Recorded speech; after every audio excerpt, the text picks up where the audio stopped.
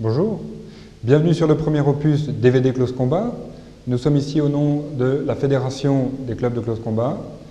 Il s'agit de faire suite dans ce DVD à l'ouvrage publié chez Chiron, le Close Combat technique et entraînement, et de créer un prolongement à l'entraînement personnalisé qui avait été établi dans cet ouvrage. Au cours du DVD, vous trouverez 5 techniques suivies de 5 variantes pour chacune d'entre elles qui vous permettront de maîtriser 5 enchaînements réflexes. Dans un deuxième temps, l'aguerrissement qui vous présentera des extraits de méthodes pour s'aguerrir, renforcer le mental. Et enfin, le DVD se clôt sur 2 entretiens, le premier avec le colonel Carter et le second avec les chefs du bureau instruction de la Fédération. Nous vous souhaitons un bon DVD.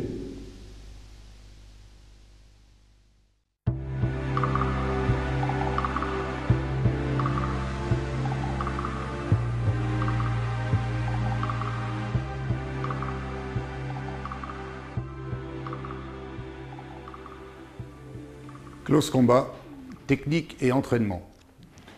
Plus qu'un ouvrage, plus qu'un recueil d'expériences, nous avons affaire à une démarche qui engage à la fois le physique et une démarche qui engage à la fois le mental. C'est l'objectif que se sont fixés Raphaël et Olivier Saint-Vincent dans cette démonstration et démarche à laquelle, bien sûr, j'adhère totalement. Sachant qu'au-delà du physique, c'est le mental qui dirige l'homme. Mais pour que le mental soit fort, il faut que le physique soit à la hauteur. À travers les exercices, à travers les séances proposées dans cet ouvrage, Raphaël et Olivier nous amènent à reconsidérer un certain nombre de choses. Et notamment, comment acquérir dans les meilleures conditions et assez rapidement le minimum physique pour pouvoir prétendre à une efficacité en close combat.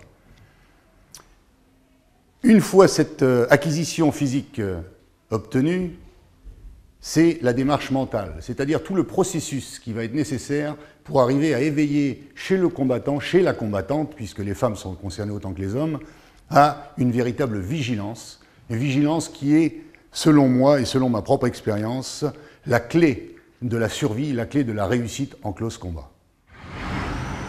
C'est à la même démarche que j'ai adhéré voici quelques années lorsque j'ai intégré le domaine des arts martiaux et des sports de combat.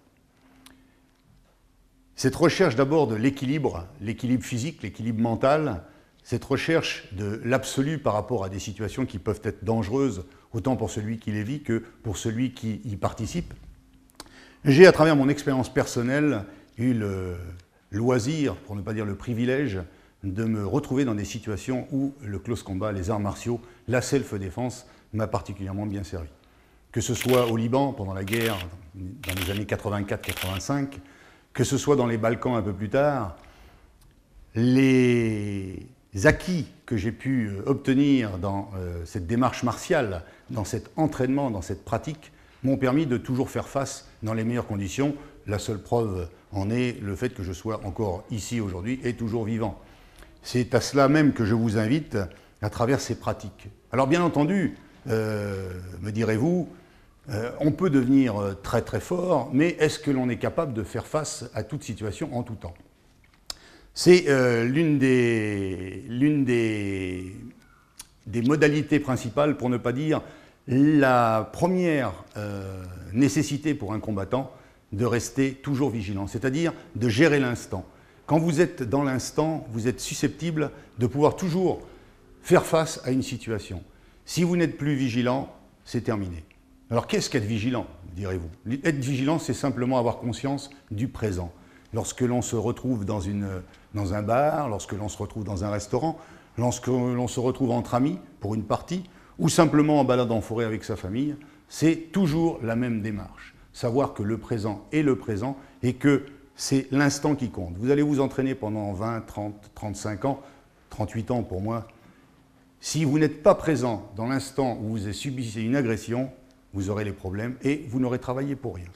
Donc, être dans l'instant signifie être vigilant. Être vigilant signifie être détendu, pas décontracté, détendu. C'est-à-dire être en mesure de réagir à n'importe quel moment face à une agression, face à une ou plusieurs personnes. Il m'est arrivé, dans mon expérience professionnelle, d'avoir à affronter des gens qui en voulait à mon intégrité physique.